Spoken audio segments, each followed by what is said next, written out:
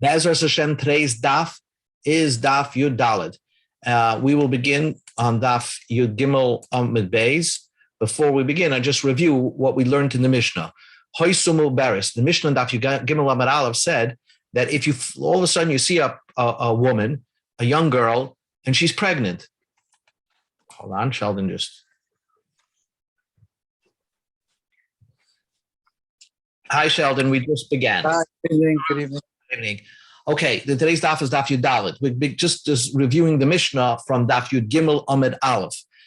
Yud Gimel Amud Aleph says that let's say there's a girl and you find out she's pregnant, a younger 17-year-old, and she's pregnant. And they asked her a question, how do you become pregnant? And she says, Me'ish ploini ukainu. I got pregnant from a kosher woman. Okay? Hi, Mayor. We just began. So she says, I got pregnant from a regular guy. He's not an apostle. There's nothing wrong with him. So Rabbi Gamliel and Rabbi Lezer says she is believed. We trust her that she had that she had relations with a normal Jew, and that makes her a non-Zaina. In other words, she potentially can marry a Kohen. Rabbi Yeshua says, no, we don't trust her, and we assume that she had relations with a mamzer or with somebody from the 7 nations, and maybe not only is she possible, the child is possible. So let us see the Gemara. Okay, so you have the case clear. You find a woman, she's pregnant. You ask her, how did you become pregnant? And she says, I had an affair with somebody who's a Jew, regular Jew. So we trust her, and she's not a Zaina. That's Rabbi Gamliel's opinion. Rabbi Shua says we don't trust her. So the Gemara says over here, we are starting from Daf Yud Gimel Amud Beis, about I would say we're starting from Yud Gimel Amud Beis, about 15 lines from the bottom. Amar Rabbi Yochanan. Rabbi Yochanan said, "L'divrei hamachshir ba," according to Rabbi Gamliel, who said that you trust the girl. If she says that she had an affair with somebody who's a regular Jew, so not only is she kosher to marry a Kohen, but machshir babita, the daughter that was born from that relation, if she has, that daughter also is kosher to marry a Kohen, is not a mamzeres. L'divrei hapaisel, but according to Rabbi Yeshua, who says we don't believe her, not only we passel her, of course, paisel babita, the daughter, we also passel. And that is according to Rabbi Yochanan, we have a big chiddush, because although we're machshir, according to the one that says that we trust her, we can trust her because she has a cheskes kashrus, a presumption of being kosher, but her daughter was an unborn child, and yet we're machshir her daughter, according to Rabbi Gamliel. Rabbi Lezer says no. The divrei hamachshir ba, if you hold that we trust her, we only trust her, but paisel babita, but the daughter is not considered permissible to marry to a Kohen. That even Rabbi Gamliel would never agree to that, because she has no cheskes kashrus. But she, the lady herself, the girl herself who had the affair, she always has a presumption of being a kosher person, and therefore she doesn't become pasul as a Zaina. Amar Rabba said, my time at Rabbi Lezer. What's the reason of Rabbi Lezer? We spoke it out. Bishlama, we can say we trust her and say that she's kosher, isla cheska de kashrus, because we have a presumptive status with her that she's kosher. Bita, but the unborn daughter, less law chazaka de kashrus. There is no presumptive status of being kosher. She wasn't a live human being. So when she's born, we assume that this girl will not be this girl when she grows up will not be permitted to marry a Kohen. Eisvei Rabbi Lezer Rabbi Yochanan. Rabbi Lezer asked Rabbi Yochanan, we have a brisa that says, according to Rabbi Gamliel, when do we say that we believe a pregnant woman, be'edis isha begufa, to talk about herself, she's kosher. Aval edis isha babita, but to say that her daughter, that the daughter in her stomach, is also kosher, Divrei Akol, everybody would agree, even Rabbi Gamliel would agree, Havlad Shtuki. The Vlad is an anonymous. That means that this kid is an anonymous, non-kosher person. So we see clearly that Rabbi Gamliel will hold that we don't rely on the trusting, we don't rely on her testimony to be makshir the daughter. My love, didn't this brisa mean to say shtuki upasul, that this child, unborn child, is an anonymous? We don't know what to call her. Upasul, and she's not permitted to marry a kohen, or not permitted probably to marry a regular Jew because maybe she's a mamzeres. Answers the Gemara, lo shtuki, it's an anonymous, but the kosher, she's kosher. She's a regular Jew, but she's an anonymous. We don't know what to call her. So the Gemara says, what does that make sense? Mi'ike shtuki kosher is something that you don't know what to call her, but yet she's kosher to marry every Jew. How is that possible? That this unborn child is a kosher child. Now, when she's born, she's a kosher person, but we don't know what to call her. Is she kosher or not? What does that mean? Yes, kiddush Shmuel, like Shmuel said. The Amar Shmuel said, Asora kahanim oindim uperish echad mehem. There were 10 kahanim standing around, and one of the kohen separated from the group, ubal, and had relations with a girl. So we know that this girl had relations with one kohen, but we don't know which kohen. So certainly havlad shtuki, the vlad is an anonymous. We don't know what to call the vlad. What does that mean? My shtuki, what does this brisa mean? What does Shmuel mean? That we don't know what to call the child. The child was definitely a kohen because the only ones that had relations with her was a kohen. Did Shmuel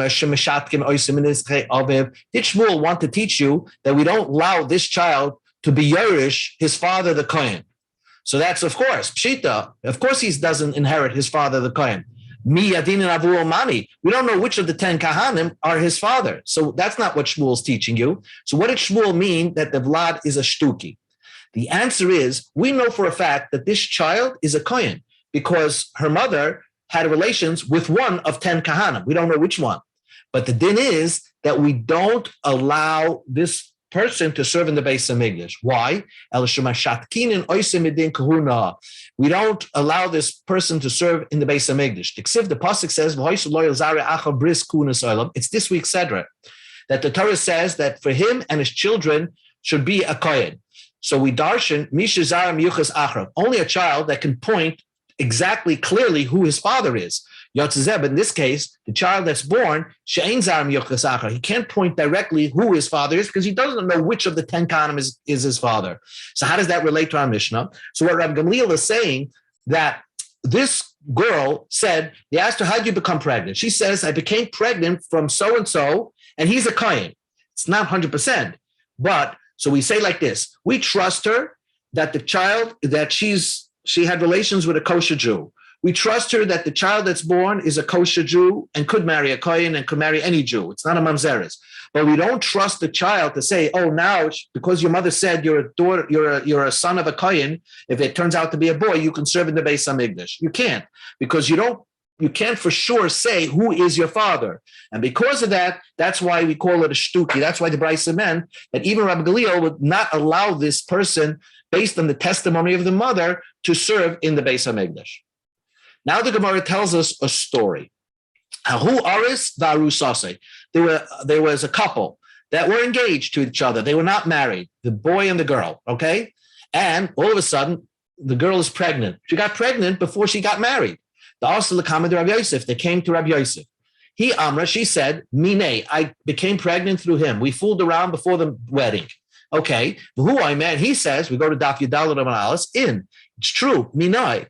She became pregnant from me. So now, do we believe her? Of course. Amar Rav Yosef, my necheshla. What are you concerned about this child that she slept with a goy? Chada, first of all, the hakamoida, that even the husband is the man is moida that she became pregnant from me. Because even Rabbi Yeshua, who didn't trust anybody, that was only really because it was a mala regarding kahanim, to allow this child to marry a kohen. That's what Rabbi Yeshua was strict. But really, we can trust the lady. If she says that I slept with so-and-so, even Rabbi Yeshua would agree with that. And here, even more so, the husband himself, the guy himself says, I slept with her, and she became pregnant from me. So that's one case scenario. V'oid, another point, that Rabbi Yehuda said in the name of Shmuel, that the halacha is like Rabbi Gamliel. We always trust the lady to say how she became pregnant. So even if the guy himself wouldn't agree, but we would trust the lady because the halacha is like Rabbi Gamliel. Amalei Abayas, or Abayas said to Rabbi Yosef, if the guy, the husband himself, I don't know, call him a husband because it's before the wedding, but anyway, if he would say, I agree. If he would not agree that he caused her to become pregnant, Machshir Rabbi Gamliel, would Rabbi Gamliel say that it's kosher? Why shouldn't Rabbi Gamliel agree? Because over here, once she's already engaged to somebody, so anybody she's going to have relations with is a puzzle to her, because she's like considered like an Ashes Ish. Would you trust a woman to say, "Oh, it was only I only had relations with my my fiance, with my husband"? Maybe we don't trust her. Even Rabbi Gamliel wouldn't trust her. Shmuel said to Rabbi Yehuda, "Shinina, my sharp one. This is the halacha. Halacha to Rabbi Gamliel. Halacha is like Rabbi Gamliel. But like Tevet Uvda, don't even paskin like Rabbi Gamliel. Ad ika roiv kisherin etzla, until you know that the most people that she could have relations with are a kosher. For example, if she's, let's say, unmarried person, so most Jews are kosher to her, wouldn't passel her. There's a few Jews that would passel her, like a mamzer, or let's say a mitzri ger, or a goy, an eved, fine. But most people she'll have relations are kosher. Then we can trust her. But in this case, she was engaged with somebody, right? And you're just going to rely on her testimony. Maybe we don't paskin like Rabbi Gamliel. Roiv pesula netzla. Most people are disqualified to her. She can't have relations with them. So he can't paskin like Rabbi Gamliel. So in other words, by this case, when this couple came and they said they had relations before marriage, and that's how she became pregnant, how could you, Rabbi Yosef, say that even if the husband wouldn't agree to this, that he was the one that caused her to become pregnant, we would trust her because the halacha is like Rabbi Gamliel? It's not true. Shmuel said the halacha is like Rabbi Gamliel only if roiv kisherin etzla, only if most of the people she could have relations with would render her a kosher. But here, she's engaged to somebody. She's like an Ashes Ish. So most people she'll have relations with are puzzled to her. We wouldn't trust her. So the Gemara says, wait a second. Let's examine what Shmuel said to Rabbi Yehuda. Halachic Rabbi Gamliel. We paskin like Rabbi Gamliel, but don't paskin like Rabbi Gamliel. Well, the whole thing doesn't make sense. Teacher lachi gufa. Let's try to examine what Shmuel said. Halacha. The halacha is like Rabbi Gamliel. Va'at loy te'evet uvda, but don't paskin like Rabbi Gamliel. Either you do or you don't. Rabbi Gamliel himself never made the differentiation between Rav Ksher and Rav Psulim. He just said you always trust her. So how could Shmuel start making a difference in Rabbi Gamliel's words? Ela ma'is l'chmeima. What did Shmuel mean to say? If a girl, let's say an unmarried girl, had relations with somebody and she became pregnant, she became birth, and you ask her, who did you have relations with? And she said, with a kosher Jew, we would trust her, but we would not allow her to marry a kohen, because in the back of our minds, we don't trust her. That's what he meant to say. But if she eventually married a kohen, we don't force them to get a get, because at the end of the day, we do trust her. But lechatchila, we don't allow her to marry a kohen. But haname, this case also, we would trust her because k'di eved dami, because it is a di'eved, because she's already married to this person. So she's married to this guy, and she's saying, I became pregnant through this guy. Even if he wouldn't agree to it, even if he says it wasn't me, still we would trust her more than anything, because at the end of the day, she's already married to this person, and we wouldn't absolve the marriage, and we wouldn't say that the kid is a mamzer also, because then people say that she's invalid. So the whole thing, we trust her and the child, and it's all good. New Gemara. Ramele Abaya l'Rabba. Rabaya asked the stira to Rabba. Okay. Umi Amar Rabbi Yeshua ein nemenes. Would Rabbi Yeshua say that that we don't trust her? Rabbi Yeshua in the Mishnah says we don't trust her. Uraminu, I'll ask you a stira. The Mishnah says that it is. Hayed Rabbi Yeshua ben Beseira, Rabbi Yeshua himself said a testimony on a special case, Almanas Isa, on the Almana, the widow of an Isa, of a confused person. What does that mean? A person that you're not sure that he's a cholol. How do you know that he's not a cholol? You see, if a kohen marries a grusha, the child is called a cholol, and loses his kahuna. He's like an empty suit. He doesn't have kedushas kohen. If he marries, that child marries, that almana can never marry a kohen because she was married a cholol. So he contaminates her.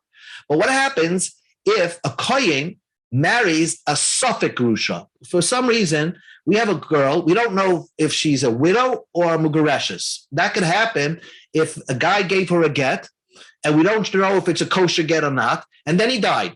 And then subsequently, she married a kohen. So this kohen that married her, we don't know if he's marrying an almana or if he's marrying a mugareshes. They have a child. That child is called a suffix cholol. Okay, get it clear. A suffix cholol. If he was a cholol vada, he could contaminate his wife, and his wife can never marry a kohen. But now that he's a suffix cholol, right? And now this suffix cholol marries somebody else and dies, so that woman is permitted to marry a kohen. Almanis, because we trust her that she did not marry a cholol. She's going to say, my husband that died was a real kohen. So almanos isa, the almana of a mixed up kohen, of a suffix cholol, shehi kasher lekahuna, that she is kosher to marry a kohen. So what do you see? Rabbi Yeshua himself says you trust the woman that she's marrying a kosher person. So how could it be that in our Mishnah, when you see a woman that's pregnant, you ask her how you became pregnant, and she says through a kohen, we don't trust her. We say, no, you became pregnant through a goy. And here, Rabbi Yeshua says that we trust the lady to guarantee that her husband was a kohen and not a cholol. Answers the Gemara. So that was the question of Abaya asking Rabbah. Amalei, so Rabbah answered Abaya, Hachi Hashi, you cannot compare the two cases. Hasam, over there, a woman who married a suffix cholol, right? Before she got married, Isha Nises Baidekas Vinikas, she investigated the matter and she determined that her husband was not a cholol, but rather was a regular kohen, and therefore she wasn't contaminated. And therefore, when that person died, she's permitted to marry a kohen because she probably investigated the matter thoroughly and determined, based on her research, that her former husband was a kosher kohen. But over here, in the case of our Mishnah, where we would not trust the lady, according to Rabbi Yeshua, is basically a zayna, a girl who sleeps around. So Isha Mizana, when a woman, even a woman who's not married, is doing znus with everybody, by Daka Mizana, does she research who she's Mizana? Whoever pays her money, how she's Mizana. So therefore, we wouldn't trust her that she had relations and became pregnant through a kosher person. That's why Rabbi Yeshua says. So it's not a stira between Rabbi Yeshua and Rabbi Yeshua. So the Gemara says that was the first part of the Brisa. Amar Rava, so Rava says, but wait a second. The second part of the Mishnah of Masechta Idias, that it seems to say it's a stira of Rabbi Gamliel against Rabbi Gamliel. Amar Rava, the Rabbi Yeshua Kasha, you had a difficulty between Rabbi Yeshua in our Mishnah and Rabbi Yeshua in the Mishnah of Idias. About Isa, the Rabbi Gamliel at Rabbi Meir, Loi Kasha, you had no difficulty between Rabbi Gamliel of our Mishnah that says you always trust the woman, and Rabbi Gamliel that Mishnah that says you don't trust the woman. Well, Ketani Seifa, it says in that Mishnah, Brisa, Oba Lehem Rabbi Gamliel. Rabbi Gamliel says, Kibalnu Eduschem. I believe what you say, that Almonas Isa, Almona from a Safek Cholol, is permitted to marry a kohen. We say that no, she's made sure that her husband was kosher, but I don't trust her. Avamanasa. We can't do anything. Rabbi Yochanan ben Zakkai says, don't spread the word that Almonas Isa could marry any kohen, because Kahanim like to hear women that they can't marry, but not women that they could marry. In other words, Rabbi Gamliel wasn't 100% sure that you can trust her. So basically, you have a stira between Rabbi Gamliel against Rabbi Gamliel. If you want to see it clearly, here, let's say, I have the picture up here, but here you have Mu'uberes on the left side of the screen. Mu'uberes, but when a woman's pregnant, a girl comes, she's pregnant. You ask her, how did you become pregnant? Rabbi Gamliel says, you trust her. And Rabbi Yeshua says, you don't trust her. And yet, we find the opposite opinions. By Almanas Isa, a woman whose former husband was a Safek Cholol, And she's saying, no, my husband was a regular kohen. Rabbi Yeshua says we trust her, and she's permitted to marry a kohen after her husband dies. And Rabbi Gamliel says, no, we don't trust her. So how do you rectify the stira between Rabbi Yeshua against Rabbi Yeshua and Rabbi Gamliel against Rabbi Gamliel? So back in the Gemara, Ella Amar Rava made a new suggestion. The Rabbi Gamliel loy kasha. It's not difficult, Rabbi Gamliel versus Rabbi Gamliel. Hasam bari, by the case of the woman that she's a Zaina, but she's telling you, I slept with a guy who I know is a kosher Jew. She's 100% clear on that matter. But the case of Almanas Isa, Shema, at best, she's only doubt. Even if she investigated the matter, she can never know for sure if her former mother-in-law was a Mugareshes or an Almana. She can't know for sure if her husband was a Chalal or a regular Kohen. So she's in doubt. So that's why Rabbi Gamliel says we don't trust her, because it's a Shema. The Rabbi Yeshua, Nami Leikashi, you can't ask a difficulty against Rabbi Yeshua, because Rabbi Yeshua says, Hassam, in our Mishnah, we don't trust her because Chad Sveika. You have one doubt. A woman slept with somebody and she's pregnant. We don't know if that's a kosher Jew or not a kosher Jew. She says it's kosher Jew. We don't trust her. It's one suffix. Hacha over here, Trey Sveika. It's two doubts. Why? We have two cheskes kashrus over here. One cheskes kasher is the woman herself who married the Suffolk Cholam. She's a Suffolk. She has a cheskes kashrus, a presumptive person that she's kosher to marry a kohen. And so her husband, so she has a chazaka. You have one suffix of her husband, whether he was a kohen or a chalal. Then you go back the previous generation. You ask about his mother. Was his mother a chalal or became a halala? Was she a grusha or not? So you have two sveikis over here, two chazakas over here, and therefore Rabbi Yeshua was lenient that you believe her and say that she is not also to marry a kohen. Therefore, the Gemara concludes, Hilkach, therefore, Rabbi Gamliel, Alim le bari, a bari is very strong. When a woman is clear on the matter who she slept with, Rabbi Gamliel is very lenient with her. Even if you just have a 50-50 doubt, and she says clearly, I'm on the right side here, that I slept with somebody that's a kosher Jew, Nami Machsha. Rabbi Gamliel says we trust her. The Kille Shema, but when she's in doubt, she can never know the matter 100%. Even if you have a triple doubt over here, that means there's only a 25% chance that she's possible.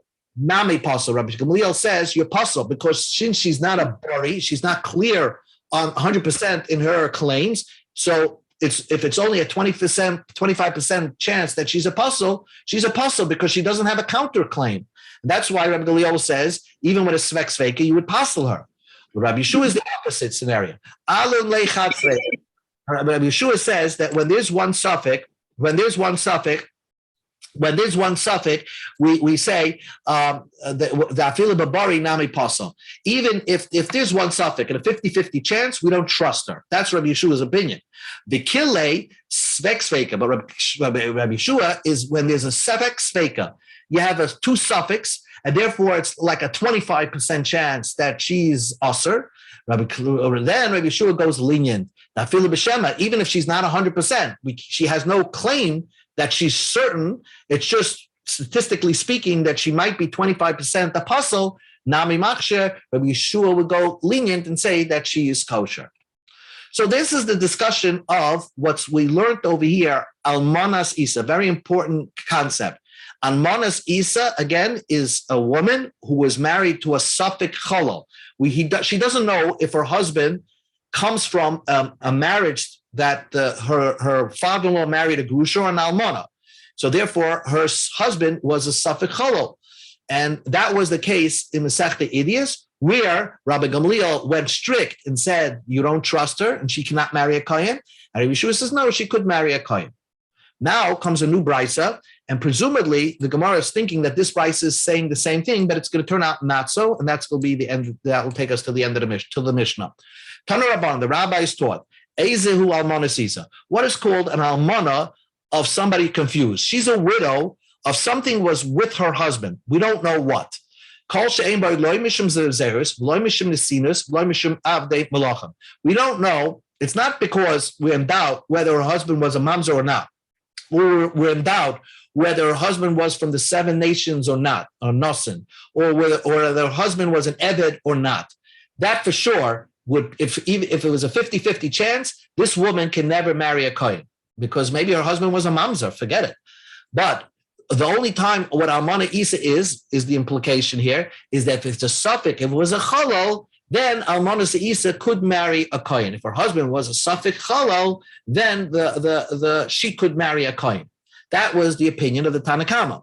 Amar Rab Meir said, so the Rab Meir is saying, we go to Amid Beis, Shamati, I heard, Kol she'ein ba echad mikol eli, that if you don't have any suffix of a mamzer or suffix nazir or suffix of a suffix eved, if the husband was not a suffix any one of these, then so what was he? He was a suffix chalal, masiyan l'kohuna. Then she could marry a kohen. That's what I heard. So the Gemara is going to ask right next line that wait a second, Rab Meir is saying the same thing as the Tanakama. So what's the chiddush over here? Rav Shimon ben Elazar. I remember Rab Meir. Rab Shimon ben Elazar has a version of Rav Meir. Rab Shimon ben Manasseh Rab Shimon ben Manasseh says exactly what Rab Shimon ben Elazar said, and it's all in the name of Rab Meir. Another version of what Rab Meir said. This is totally messed up, because this is what he's saying. Ezehi Almanas Isa. What's called an Almanas Isa? Kol shenitma bas safek halal. If the husband was a safek halal. So it seems like everybody's saying the same opinion, that Almanas Isa is a safek halal. Fine. But then he adds on one word. The Jews know who's a mamzer. If a guy's a mamzer, everybody in shul, everybody in the neighborhood knows he's a mamzer. And therefore, if he was a mamzer, everybody would know about it. Not everybody knows who's a chalal, who's a not. Therefore, it would seem to imply that if you're a suffix chalal, since maybe nobody knows about it, so you should go strict. So first he starts off saying with a suffix chalal, if the husband was a suffix chalal, then the almana could marry another kohen. And now you're saying that if the husband was a suffix chalal, since maybe he really was a chalal, she can't marry a kohen. So what is going on over here? The whole thing makes no sense. I just want to put it up on the screen over here. Right over here is this. It all seems you have a Tanakama, Alibi de Rab Meir, and you have a Rab Shimon ben Elazar, Alibi de Rab Meir. They all seem to say that a suffix chalal is kosher to marry. If the previous husband was a suffix chalal, is kosher to marry a kohen.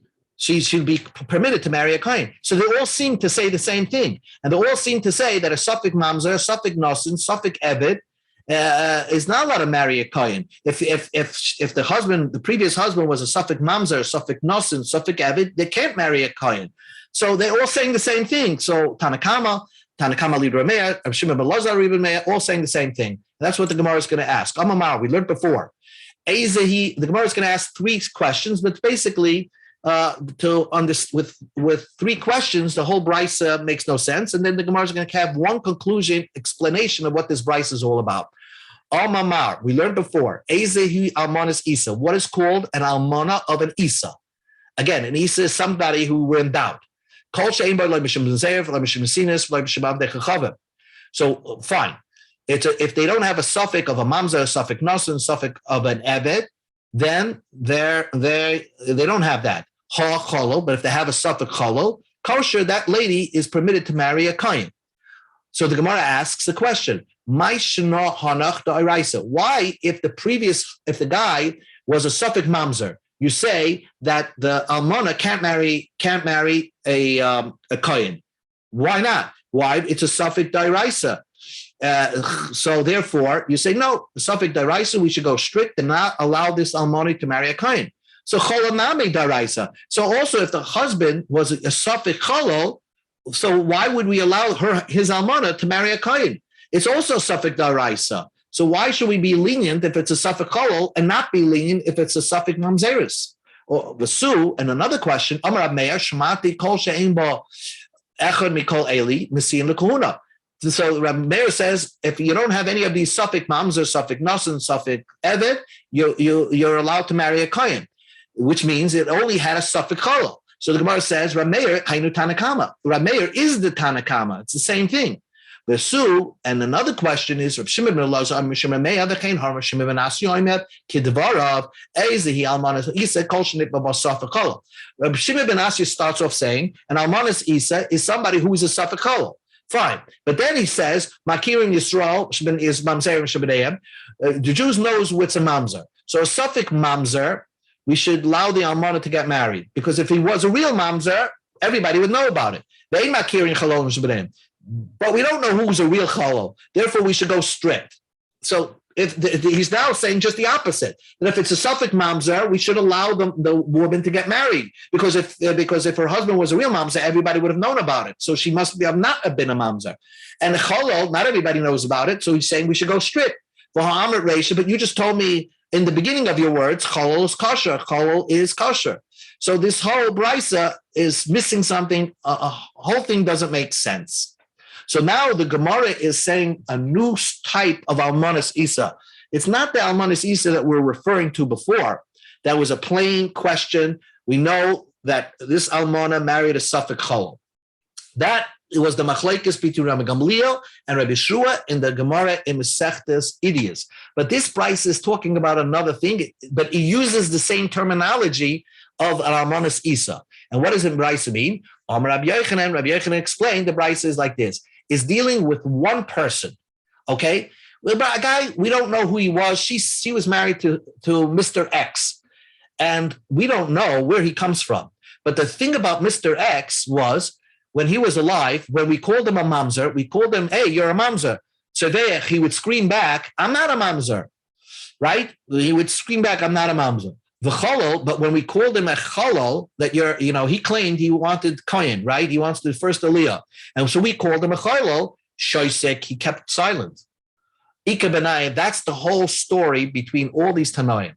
One guy who we didn't know where he came from. He claims he's a kohen and he would get kohen. Then we started investigating and some people started calling him a mamzer, he would scream back. Some people would call him a cholol, a kohen that lost his kedusha, and then he was silent. Oh, okay. Tanakama holds kol psul the korelei v'shasik pasal. Any psul that you call a person, and he's silent about it, that must indicate that he agrees with you, and that's why he's pasal. And therefore, when we called him a cholol, and he was silent about it, it must be that you got him. He's a cholol, and that's why he can't argue back. He's not a mamzer because when you call him a mamzer, he argues back. If you call him a cholol, he's quiet. That's why the Tanakama holds that if he's quiet when you call him a cholol, he is pasol. He's a din cholol, and therefore his almana would never be allowed to marry another kohen because she was married to a real cholol. This is what the Tanakama means to say. Eizehi almanas isa. What is called an almanas isa? Kol she'ein bo lo'shituk mamzeres, lo'shituk nesinas, lo'shituk avdei melach, lo'shituk cholol. And almanas isa is somebody who's a real safek cholol, right? We don't know if the guy was a cholol or not.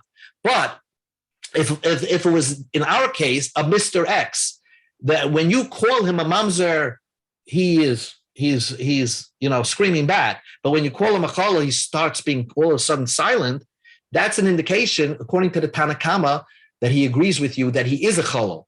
Oh, if he's silent and he agrees with you that he is a cholol, then we have a more of an assumption that he is a cholol, and therefore we would not allow his almana to marry a kohen. That's the opinion of the Tanakama. Silence is an agreement. The Kamalei Rameir says, Hanachu de kapasale bekal. The truth is that when a person's silent, that's an indication of guilt. And therefore, if they accuse you of being a mamzer and you're silent, you must be a mamzer because everybody's trying to passel you for marrying a regular Jewish. They're calling you a mamzer. So if you're silent, that's an agreement. If they call a person a cholol, a non-kohen, and he's silent, that's not an indication that he agrees with you. He's really kosher. So why would he be silent? They called him, he's claiming he's a kohen. And everybody's saying you're a non-kohen, you're a cholol, you lost your kedusha. Why is he silent? Why is he not arguing back? It doesn't really bother him. What are they basically telling him? You can't get kohen for the first aliyah, so he'll get shlishi. So it doesn't bother him. That's why it's not an indication that he's a cholol. He just doesn't have the patience and the wherewithal to fight people back. That's the opinion of Rameir. The Kamalei Rab Shimon ben Elazar, the Tanakama de Rameya, Shimon ben Elazar says to the Tanakama Rameya. That's your opinion of what Rameya said. If you hear Rameya would be machshor a person when he's silent, it's not that way. Not in the case they called him a cholol and he's quiet. Just the opposite. If they call him a mamzer and he's quiet, that's an indication that he's not in agreement. So wait a second. They call him a mamzer and he's quiet. We're saying that he's really a kosher person. So why is he silent? Why does he argue back and say, I'm not a mamzer? Because he's quiet. Mamzer kali islay. What does he call me a mamzer? We call every shul president a mamzer. That doesn't mean he's a mamzer. Everybody knows who's a mamzer. So he doesn't feel the need to argue back. So that's why he's quiet. So it's not an indication of guilt. But avol mamzer v'tzeveach cholol v'shoisek,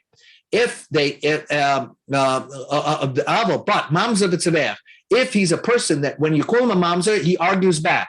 Cholol, if you call him a cholol, v'shoisek, pasol, then he's pasol, right? Then only in that scenario's case, because we see he's a type of guy that could argue back. Why is he silent in this case? Sava, he's so happy that when they call him a cholol and he's quiet, he's happy, then he's a mamzer. Because he's so happy they don't even throw him out of the kahal. So he is very, very happy, at least that they're not throwing him out of the tzibor. So they held that a shoisek by cholol, Rameya would agree that it's possible. When would Rameya agree a shoisek is kosher? Is by a mamzer. If they only call him a mamzer and he's quiet, Rameya says he doesn't feel like answering anybody who calls him a mamzer. But if they call him a cholol and he's quiet, that's an indication of guilt, because he's probably so happy they're only calling him a cholol, not calling him something like a much deeper problem that he's not even permitted to marry a Jew. They're not calling him a goy. So the answer is Tanechada. We'll finish off the Gemara over here.